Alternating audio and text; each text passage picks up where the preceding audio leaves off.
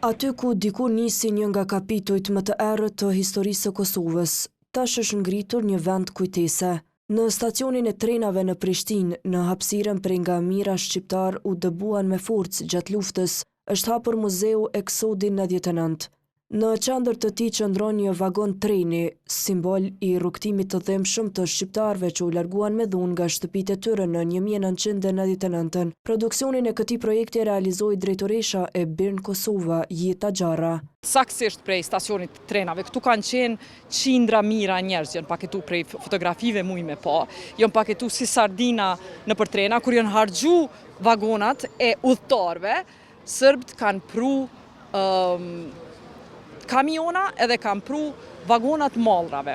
Sipas Xharrës, qëllimi ishte që kjo pjesë e historisë të mos lihet në harresë. Nuk na shkon menja që 300.000 njerëz janë nisë prej Prishtinës, e mandej prej secilit stacion janë marrë njerëz tjerë edhe janë dëbu, edhe janë qunë bllacë në vendin që për shumë njerëz është ferri, që e kanë kaluar ato 7 ditë në shi, derisa i ka leju Maqedonia me dalë, autoritetet maqedone që janë sill shumë keq me ta.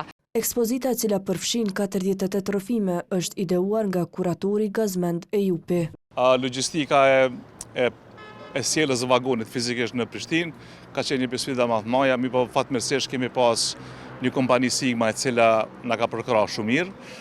Sa përket realizimit të kontentit të muzeut Mrana në vagon, janë përmi 4 intervista që janë realizuar. Brenda muzeut që tashmë është i hapur për secilin që është i interesuar, historitë janë të ndara në 4 tema: dëbimi, jeta në kampet e refugjatëve, çndrimit e familjet mikpritëse, si dhe kthimi.